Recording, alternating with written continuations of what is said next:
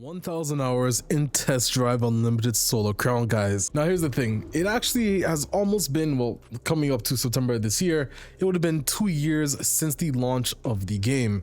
And funnily enough, I somehow saw a player, not really a, well, at least now, it's probably a little bit more occasional than previously, but this game lacks a lot of the community because of the cross region and stuff like that. Now in this video, I'm not going to tell you if you should or shouldn't buy a TDUSC, solely because at the end of the day, I do work there, so it might present a little bit of bias regardless.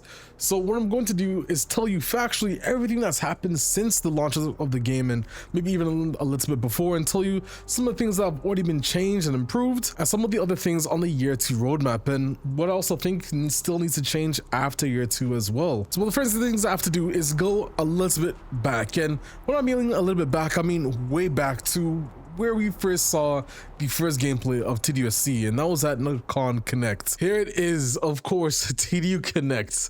Not the best reveal of a game. I mean, the FPS, the optimization, you can clearly see there were some issues with it. The whole presentation itself didn't really present the whole TDU DNA. And then there was the absence of course, the houses and much more, which again definitely soured the mood of the TDU community before the game launched. And to this day, it can be seen as he regrets, but the only thing we could do is look back at what was presented at this time and see where we are today. Now that you know what the game was and all the issues that were there, let's see how far we've came since this reveal in terms of not only the gameplay, but also the features and the TDU DNA itself. Now, after TDUSC launch, which again was probably the worst launch that you could have imagined, the servers were not working day one, and above that, there were some optimization issues. And of course, the absence of key TDU DNA features meant that when the game wasn't doing that well, it just got bombarded with even further negativity. So one of the first things that they presented for season 2 was this, which was the welcoming of Ibiza. Now the issue is Ibiza unfortunately is not that large. Now when we say Ibiza, it's not the whole of Ibiza they came out with, it was a small portion of Ibiza, which you guys can see right here. It was still, though I have to admit, a massive step up from Test Drive Unlimited 2, to the point where you could definitely tell that there's a lot more detail and effort that went into this map creation than there was previously, which led the idea for fans to think that if we ever did get an expanded Ibiza,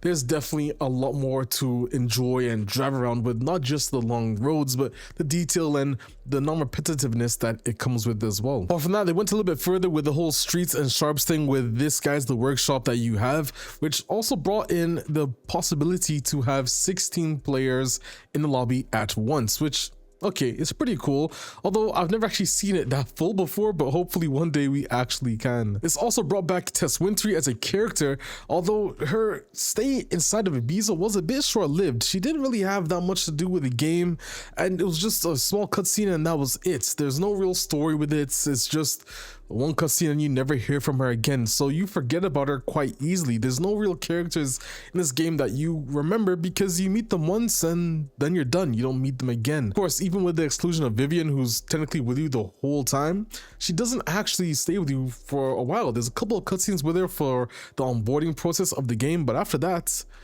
it's kind of gone. But then also brought this season 2, steering wheel animation improvements, which is a huge thing because honestly it helps with the immersion of Test Drive, and for a AA game, finally, it's not something you would have really expected, especially considering that KT has never had this in their engine before. So finally, 900-degree steering animation is in the game, and although it's not perfect because there is some desync on the actual animation visual steering assist itself, which should be fixed in a later update, it's still finally here. The other key thing is that what used to be season 3, which was Clan Wars, essentially the definition between the streets versus the sharps taking over the map, whatever, there wasn't really that many details given of it.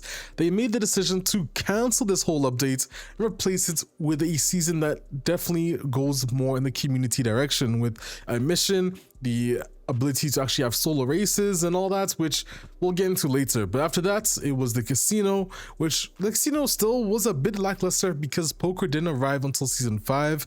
And yeah, so let's talk about the current state of the game. Let's hop back into TDUSC and actually take a look at what is in the game now and what is in the game in the next 3 seasons for Season 6, Season 7, and Season 8. We're currently in Season 5 and this is the game as is. Now, don't forget Season 5 brought taxi missions, the outfit system, of course the new KT engine which upgraded graphics a bit, and hopefully some better optimization patches arriving in the next update as well, especially for console users. Let me show you what is currently in the game and how I perceive it as a TDU game as it currently stands. Now, of course, the goal and the end goal of TDUSC is to erase what the whole multiplayer PvP DNA thing is and bring back the actual TDU DNA.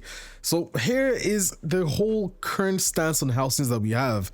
The only thing you could do that is an upgrade from TD2 is sit down on your furniture, which people say, yo, why are you highlighting this? Let's be honest here. TDU is a lifestyle game, and for housing systems, this makes sense. We all sometimes roleplay in a test drive game, and I think it's fair to expect that in TDU and TDUSC in general. Other than that, you can frame the pictures on your wall. There is one car you have in your penthouse. Now there's 3 different penthouses as you progress through the game and you increase your level. But here you guys can see is the car you currently have selected. For me, I should be able to like choose whatever car I want here. It makes perfect sense why I should, and unfortunately it's not something that has been here. But when houses do arrive, I do think we should be able to change the pictures on these with stuff we took in game, and we should be able to change what car is in this position as well, because it's a penthouse, bro, at the top. Why would I not want to choose a specific car that is here? Then even make it rotate just for a little bit extra, you know? Apart from that, honestly, it's a lukewarm version of TDU housing. It has a garage as well, which we'll go to right now. But because there's only one garage and one house, it doesn't do the justice at all, man. And that's not what TDU was about. TDU was about owning your housing, limited garage space, etc, etc. So here's the garage you had. Only one garage. Personally, I think we should have multiple floors as well. But you guys can see you can select up to 6 cars to display in your garage. Now there is unlimited garage space because you can only display 6 cars. But all of those features from TDU are there. Opening your car door, dropping the windows, sitting inside. The only thing that's missing actually from garages is I can't rev the car. Why can't I rev the car in the garage? That's something I really hope is in the update for houses, because it's a very key feature, especially if I invite my friends over to my garage and say, yo, take a look at this car, here it rev. You know what I'm saying? But apart from that, the TDU DNA of this whole concept is there. It's just missing the customization aspect and the multiple housing and the real estate agency and stuff like that that is coming in Season 8, which is an update this year. We'll get into more of that later, because right now I just want to show you what is currently in the game. Another thing that they've added to the Solar Hotel, now ranked cards are gone, and now the seasonal card that is in the dealership, which thank God, I think that was a big miss, because ranked, which we'll get into later as well. But finally, what used to be exclusive to ranked is now actually going to the dealership each season. Beyond that, you have the TV here, which shows you the days until the next season. You also have this TV here, which shows you the live events. In the future, I could imagine this being a lot more detailed and showing us information like the weather, maybe I don't know, cruise groups and stuff like that. So there's, I don't know, missions could appear on here, stuff like that, just to give players a sense of what activity could be next. Next is car selling, because it is a big thing in the game, and honestly, it should have been here a little bit earlier. But you can sell your cars. Not all of them. You can't sell this because it's the car I'm driving, so I have to switch cars before I sell it. But you can sell your cars. Granted, you can't sell ones that are premium, so from the Solar Pass or the online shop, you cannot sell those vehicles.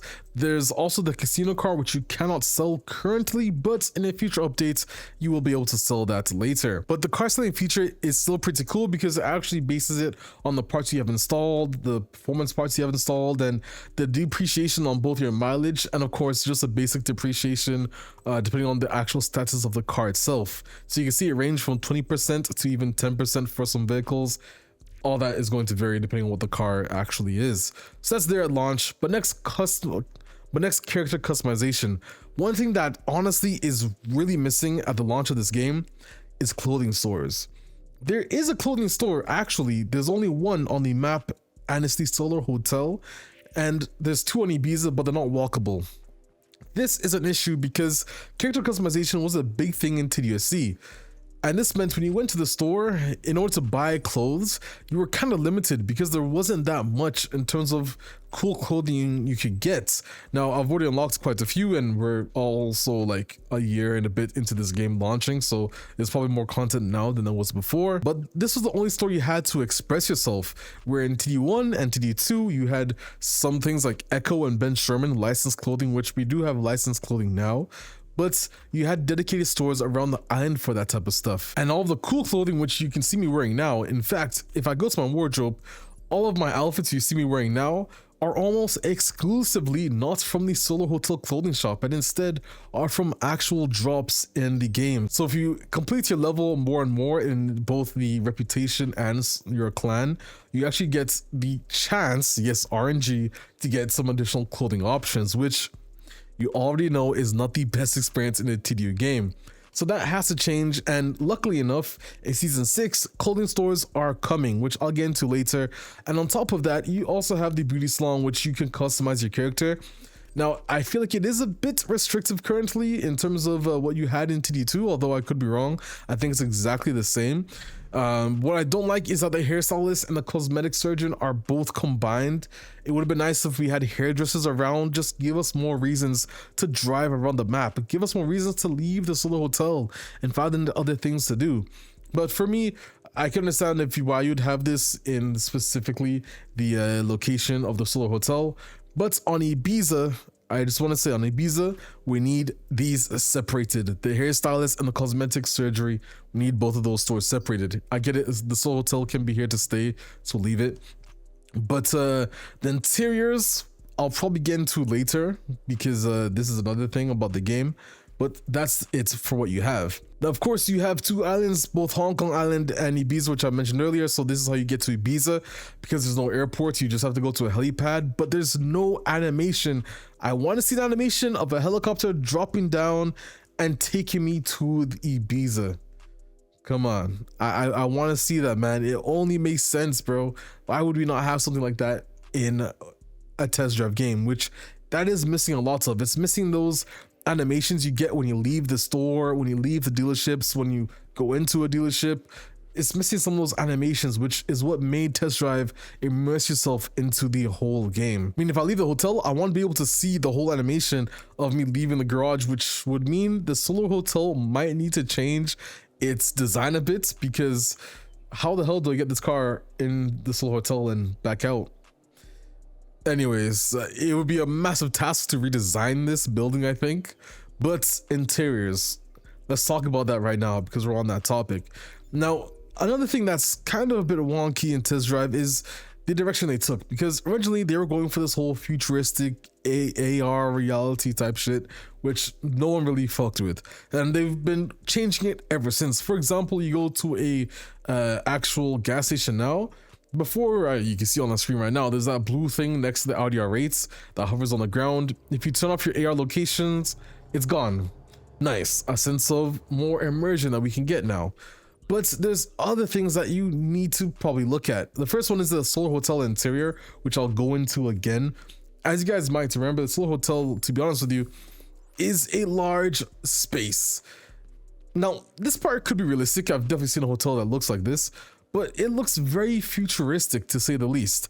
More importantly, this area here, for example, it's so big. And because it's so big, like, come on, no one's gonna have something like this in today's day and age. But it's so big. I feel like this can be shrunken down to have a more realistic and matching vibe. For example, the casino is a version of this new direction on our direction they're taking of the whole less futuristic stuff. I mean, you go to the dealerships, for example, and you'll see exactly what I'm talking about. Don't worry about the lobby connection error. It looks like we're still getting those. But take a look here. This is nothing like the test drive limited 1 or 2 dealerships. It's futuristic, it's massive. You're never really gonna see a dealership like this selling cars like this in your life. These podium things as well, there's a lot to do in terms of changing the dealerships. And because they all look like this, no matter what dealership you go to, you feel like you're getting the same futuristic experience. For example, we'll go to this one here. And although it's different in terms of design, because it's so futuristic, it feels like you're in the same dealership. Now, don't get me wrong, I think the design is actually pretty crazy, if we're being honest.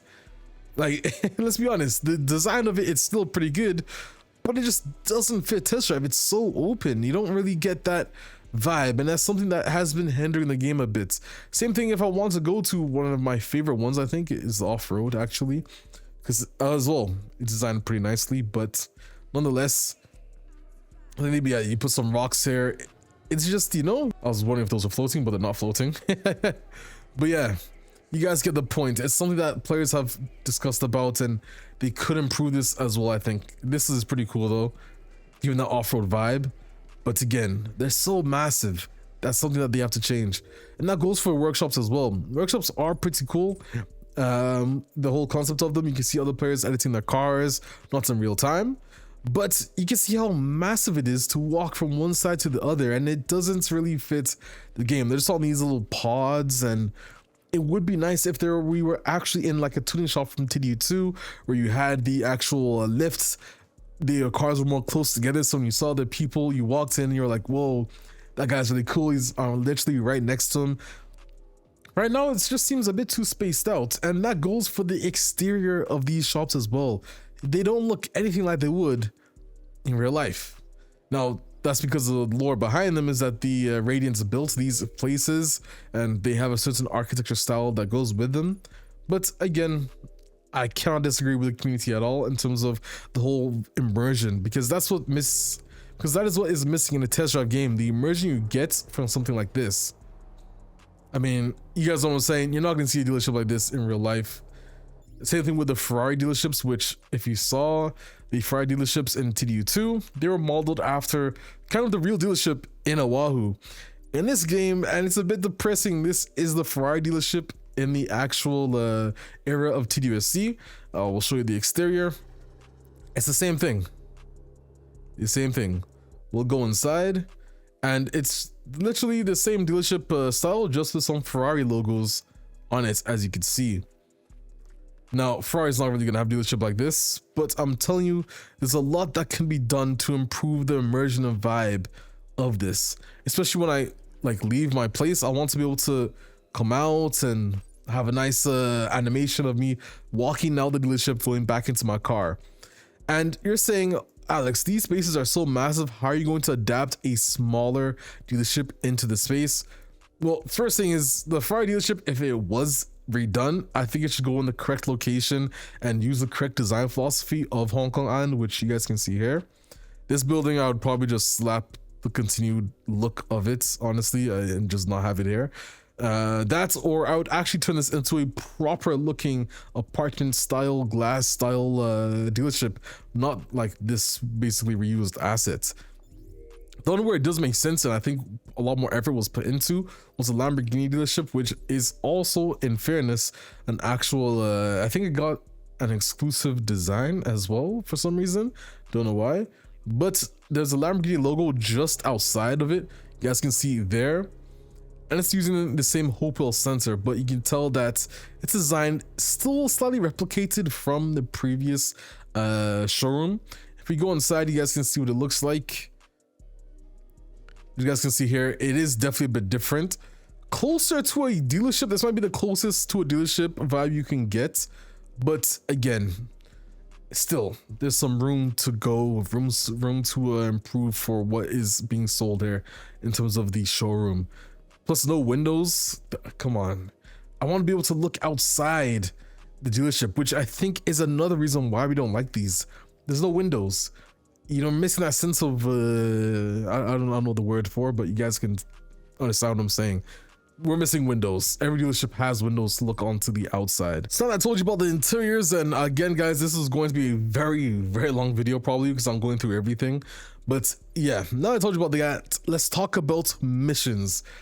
The best thing I think that happened for TDUSC, and it definitely paints a good picture for future games. Now, missions that are currently in the game are taxi missions and car delivery missions. Car delivery missions, for example, you can find them on the map here. Well, that's the taxi one, but here we go. Similarly to old test drive fashion. You have to deliver a vehicle from point A to point B, and I'll move this over. There's nice little informations about them, so it actually does tell a story. And missions that are here do have some props built into the mission itself, which just adds a cool little extra like coolness factor, because what you read on the contract is actually played through in the story. We do have the animations for the mission ending and starting, which is really good, and definitely in test drive fashion, so that's cool. The taxi missions take it a massive step further, because instead of just dropping a character from point A to B, you now have some other things. Some of them will ask you to speed, some won't ask you to speed. You have to follow stop signs, you have to follow yield signs, you have to indicate, and most of all, you have to answer the request. Some of them will ask you questions like, hey, I'm gonna stay here, is this a good place to stay? Some of them are gonna say, can you put the windows down? Some of them will ask you to turn on the radio.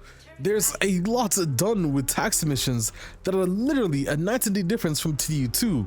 And I can't really say much yet, but detective missions, which also arrive later in season 6, which is going to happen in March. I think the other side, no, there we go, which is going to enter in March, indeed also have a very cool factor to them, because you're not just going to be tailing one guy from A to B.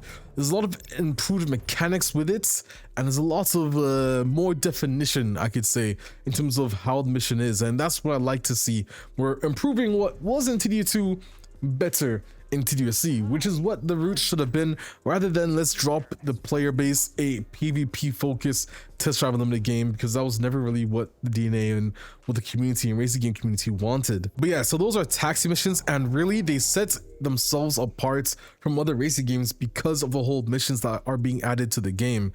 Let me sorry, I hope I didn't spin that around anyone's head too violently, but missions are pretty cool in this game. Races also are really, well, the races, what do you expect? There are some super long ones, for example, like if I go here, you have one that goes around the entire map. You have another one which is Crown Jewel Ruby, which I believe is here, goes around the entire map but in further detail and can take about 40 minutes to complete. So all of that is here, which is exactly what we like to see in a test drive game in terms of racing content. But there's two issues: racing against friends and other players in general, and ranked. Let's talk about that. Now, ranked is now to tell you about ranked and the whole PvP thing, you have to understand how this game was when it first launched, and I might have briefed over it previously, but I need to talk about it in more detail. Now, essentially, before season 3, which was the whole implementation of the solo mode for races, you only had one choice, and that was to automatically boot into an online race every single race you did. Now, you're probably thinking, but that's not possible. Like, they're really trying to build a PvP system, and yeah, they were. Now, that said, I think it could have worked crazily if this game had a massive player base and no region lock, because you can't really have region lock if you're going to do something like that. But you would need a massive player base for that to work, and it could very well have been the craziest game concept of all time if it worked. That's what I'm saying. The network didn't work, so honestly, that didn't really have a chance of happening. But the concept of a super competitive open world racing game that's PvP only has never been done before, and it could very well work, as I was telling you guys, but it doesn't. Now what happens is when you boot the game open, you have a choice between multiplayer and solo. Now, 90% of the player base, and I think that's an actual fact, is going to choose solo mode. And when you pair that with the fact of how many races there are in the game world, which, yes, majority of these you can see are races, I think it's like 200 plus, especially if you're counting what's on Ibiza. Your odds of finding someone to play online with in a race when you just want to race other people is literally 0.0001%, and I'm not even making that up. So when you think about that, how do we fix that? Well, a playlist would have been nice. Larger group sizes would also be nice.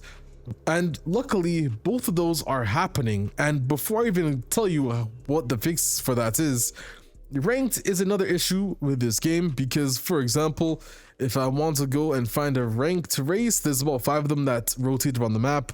Same thing, you can't start a ranked race without another player, and It's not really a real incentive for ranked right now because there's no online ranked exclusive car, which ranked can be an important part of TDUSC, which let me explain to you the official racing center coming in season 7. Now it's going to be located right here near the Happy Valley racetrack, and there will also be one on Ibiza. I believe will actually be put in the Celine HQ. But essentially the official racing center is where you'll be able to meet other players and queue up for a race. Now obviously you're gonna be like, okay, that doesn't change the fact. Why would players want to do that? Well, good news. There's some incentives that can be for the crowd, and when I say the crowd, I mean you don't have to do ranked to actually get these rewards, and some of these rewards will be pretty cool. More of this will come when we explain the whole system in a future or later date or a later letter, but the official racing center is going to come and solve that problem. I'll go into more detail about what else is coming in season 7 later on in the video when I describe the upcoming seasons in more detail. That is how racing is currently functioning in the game. But now I'm going to talk to you about the most important parts of a racing game: the sounds, the physics, and of course the actual cars themselves. Now this section will be literally the shortest section, I think, because I know I can say this, and many, though there might be the 1 or 2 people who say shill, you're lying, majority of the player base will agree with me. This game fucking does it right. First off, in terms of TDU2 and TDU1, you have a lot more. You have your hazards, you have roofs, you have the ability to control your headlights, your windshield wipers, the windows as usual. All of that is here in the correct fashion. Now, in the interior, you're missing 2 things, by the way, about this game, which is the ability to see the GPS on the vehicle entertainment screen, and you're also missing the UI tachometer, which is matching the cars in real life. Both of those, KT and Nacon know the player base wants to see, but licensing, you gotta get that type of stuff approved before you actually do it. So it might be a while, or maybe never, but hopefully everything is okay, and both of those features come in. And both of those features can come into TDUSC at some points. But no lie, the feel of this game on both controller and wheel is quite easily, I gotta turn on my wipers, there we go. It's quite literally the best I felt. No joke. I prefer TDUSC's physics, car dynamics, car features more than literally any other game that's currently out. And why? Well, it's because they just do it right. I mean, KT has always had good physics for their games. WRC is a really good example of this, and that game on wheel also felt pretty good too. Sounds as well. They've done it right. The car sounds you want to hear sound exactly like you want to hear them. For example, the F40, one of the best sounding cars in the game. I don't have auto clutch on, so it might sound a bit weird with the rev matching. Yeah, you killed the rev match.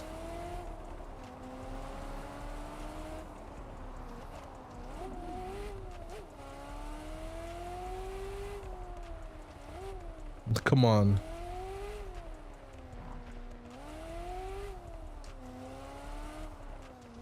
One of the best sounding cars.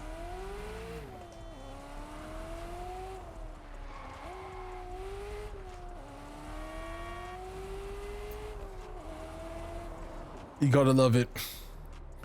Gotta love it. And that goes for literally a lot of the cars in this game, guys. I'm not gonna go through it all because there's many videos on YouTube of you being able to hear the car sounds in this game. But second to none, no lie, I think Test Drive Unlimited Soul Crown might have one of the best physics and best car sounds in the open world racing game scene. That's something they've done very well. So I have no complaints, honestly. You could drift. It all makes sense. It's believable. It's not obviously full sim, but it definitely balances the arcade and the sim middle ground. And I've got to admit, everyone in the comment section can agree with me anyways, so I don't need to fight this point. KT have done this part really fucking well. Now, apart from that, there's also gas stations which you could repair your car at. For me, in the future, these need to be split up between gas stations and car washes. I think we need car washes, so it'd be nice if we had some car wash places around the map. So that's just my little thing about that. The clans I need to get into in another separate video because that is a very long topic. Well, clans, because after year 2, the clans have to get a whole overall haul, in my opinion, and we'll explain that later. Now, of course, the map itself, I have to also give a massive shout because I also think the map in TDUSC is one of the best maps in the open world racing game scene. It's built at a 1-to-1 scale. It has immersion. It has the feel of you're driving on a real life island.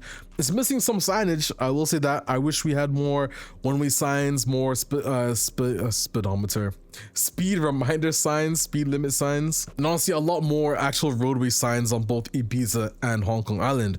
But Ibiza as well is a very fucking beautiful map, and I really do hope it gets expanded at some point.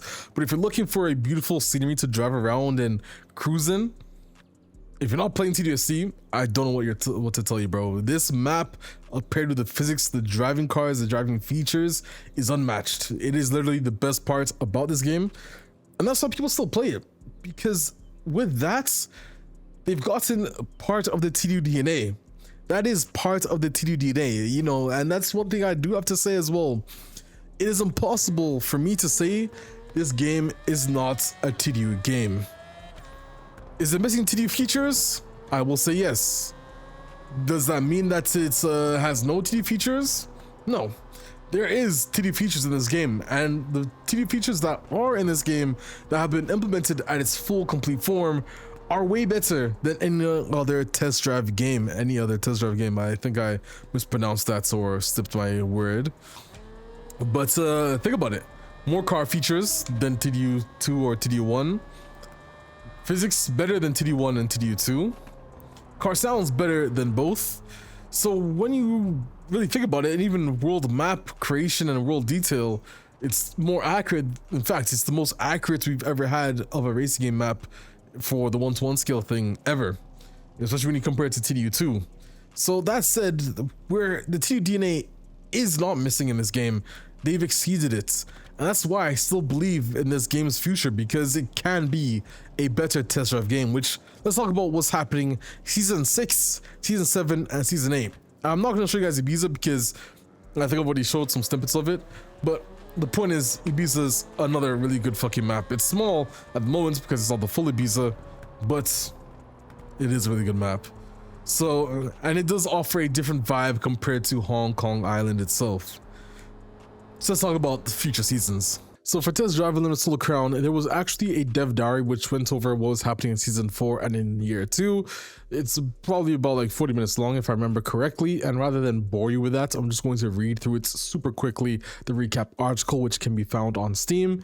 Now, one thing I am forgetting, which we will go to first, is the cross-region topic. Now, one of the biggest things of this game is cross-region, and what I mean by that is it means that you cannot play with other people in other parts of the world. Imagine Valorant, for example. Valorant, you only have EU servers, which only Europeans can play together, and North American servers and South America, etc, etc. But the point is, if you're in North America, you can't play with your friends in Europe. And as someone who moved from Canada to Europe, well, I should probably say North America to Europe, but regardless, I can't play with my friends back in Canada, which sucks. And because of that, it means if you ever move, you have to get your save transferred. Honestly, there's a whole thing, but cross-region for sure is one of the worst ideas I think that TDUSC had for its launch. On top of that, there's no crossplay, which crossplay would actually help gather all the player bases together and actually help you see other players, because rather than just relying on your one platform's peak or concurrent number of players, you're now relying on the whole player base itself, which for sure will make dealerships and dealerships and social hubs more filled with players, which is exactly what you'd want from a whole social lifestyle MMO racing game in general, which is the whole point of TDU. Now, this was said to probably come at the end of year 2, so there's that. Another thing is 8-player groups, which honestly is a big need. We haven't heard any news from this yet, but hopefully it should come in season 6 or at the latest season 7, and this will give players the ability to group up rather than 4-player lobbies, but in 8-player lobbies, which means you can now go do cruises with 8 players. You can go bring them to poker, etc, etc. Hopefully one day, and this is extreme copium, but it can be bumped up to 16 and also have 16 players in free roam. But honestly, who am I kidding right now, bro? That is an unrealistic ask. Cross-selling is already in the game. I told you guys about that earlier. Optimization is a big thing, which the next update in season 5 update 2 is supposed to bring an increased console performance, but at the end of the year's roadmap there should be a larger optimization where the devs themselves have mentioned that they want to be able to possibly lower the minimum specs for this game, which is going to be a big improvement for optimization wise. Now, another thing is sound improvements, which I won't really get into because that's just your usual bugs on the game over time, improving some points of the game. Season 5 brought taxi missions, the KT engine improvements, which I mentioned, and I believe that was basically it. But there was a tease on physical clothing stores, which finally walkable, realistic, interior sized clothing stores, guys. This is literally what should have been in the game at launch, but it wasn't. But the fact that KT have added it and added it in an actual non-futuristic vibe is exactly what I want to see from KT and TDU in general. This is the TDU DNA. This looks far better than any Test Drive Unlimited's 2 store, which, by the way, the differences between each TDU 2 store was literally, it had the exact same size, the exact same interior, but only the asset color was changed. So the poster on the wall showed the correct store name, and the clothing on the clothing racks in the store just changed color. Other than that, the store was exactly the same. So when you see stores that actually like vary in difference by far, I call that an improvement, which is why I say every feature that they have added from TDU and to TDUSC and the TDU DNA fashion has been met or improved from its predecessor, which proves that this game can be a really good TDU game, although you just need time. Now, we all know about the economy improvements that has arrived. Season 6 brings detective missions, which is pretty cool. And again, it's not going to be boring. But Season 7, this is the important part. Here you're teased a interior of the actual official racing center. Maybe we can see the actual interior later on this year. But again, it's also not following that whole futuristic vibe, which is very cool to see. But it's also supposed to bring an enhanced live event in Solar Pass. There's not really that much information on it, but right now the whole end game content is based on the Solar Pass and live events each season. So it would make sense that they need to improve this to improve the playability of them. And there wasn't really a full detail, as I said, but it's just basically talking about the game design stance where essentially for the Solar Pass, they don't want you to keep grinding the same content to level up your pass. They want to give you different challenges. And that's the same thing for live events. They don't just want live events to be about racing all the time. They want to give you different live events to spice things up, you know, to make you enjoy the actual live events rather than just repeating the same race 15 times to get some rewards. Both of which I think are going to be very welcomed, but the official racing center, of course, is a big part of that season. So you'll be able to do ranked, you'll be able to do unranked, and I think that is the most important part of TDUSC in terms of PvP and improving that. Now, last but not least, houses, which people are going to be like, okay, hold on. Now, houses should have been in at launch, and honestly, I agree with everyone about it. For me, I settled for, okay, get Solar Hotel now, whatever.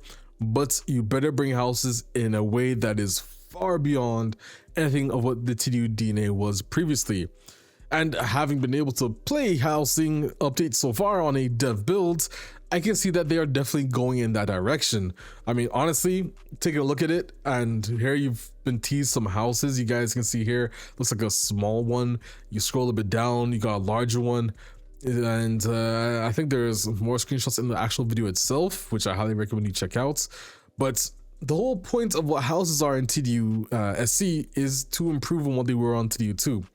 Of course, especially Essentially, when you buy a house, it's empty. You have to customize it by placing furniture. Okay, already a massive difference. There's also going to be real estate agencies you have to drive to, look at the listings to buy your house. Okay, check mark. TDU DNA, they got that down. Then moving on, you have stuff. The spot is, it's all about the goal is there's going to be certain places where you can place the objects. So basically no house is going to be the same. Okay, got it. The walls, the floors. Okay, got it. We're getting somewhere here. And then they also want to extend the customization to the garden as well. Now garages, I hope would also be actually customizable as well, but they're going a pretty long way in what houses are. There's going to be small houses, medium, large ones, and the garages will vary as well depending on the house you have. And of course, on top of that, they also talk about being able to invite your players, frame picture frames, and you'll be able to see your player friends' cars on the driveway, which again, okay, we're getting somewhere here. This is something I want to see. Car meets at my house with my 8-player groups.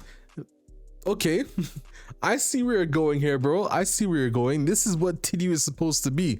So the whole point is TDU 2 houses were here and Solar Crown houses have to be here. I mean, the players have waited almost 2 years for them to arrive.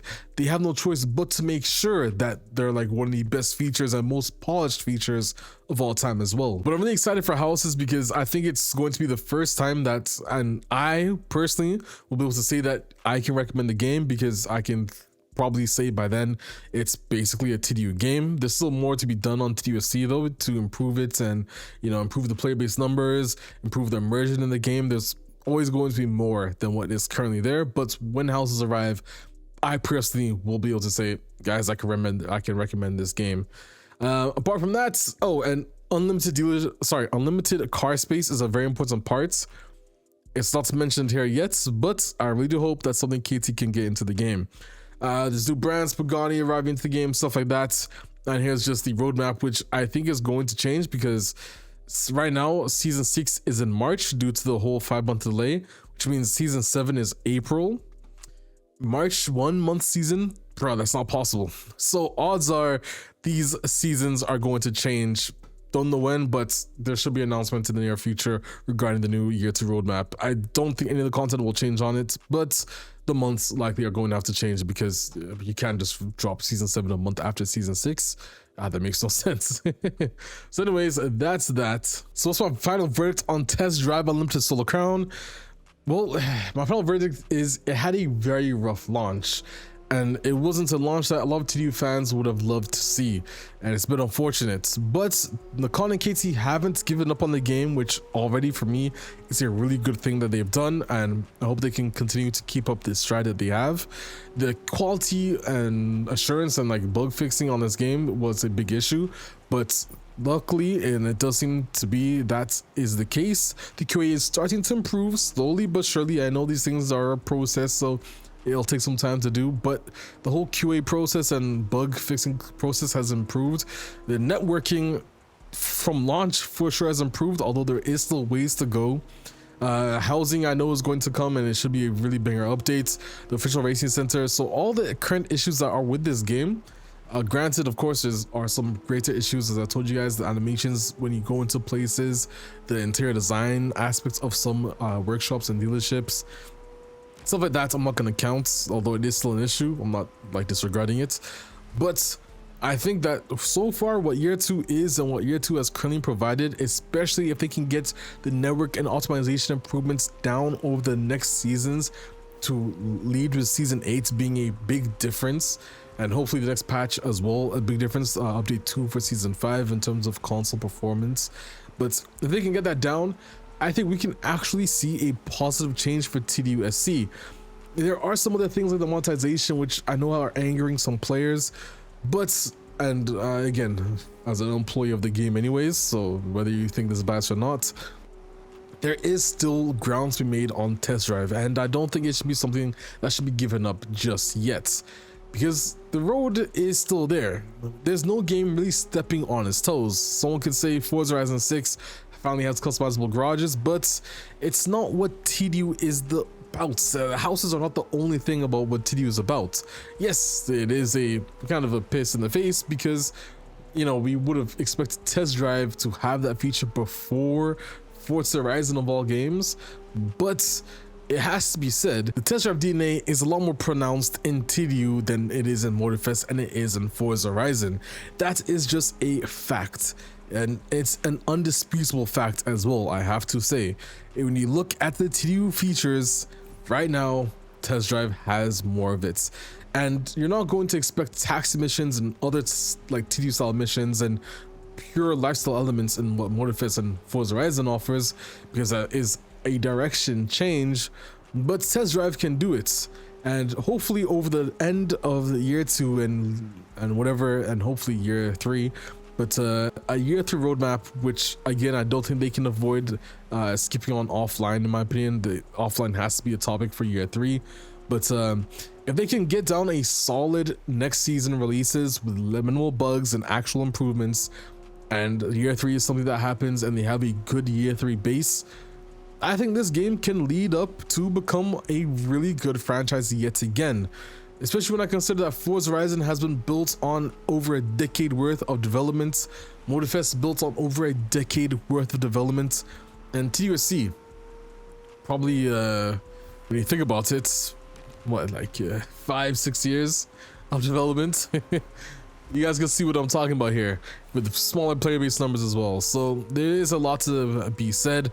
But let me know your thoughts on this game, your honest thoughts. I know there are negative things about the game. I'm not saying there isn't, I'm not ignoring them, but I still think Test Drive has something to prove itself. There is still an open area on the racing game market that it can appeal to.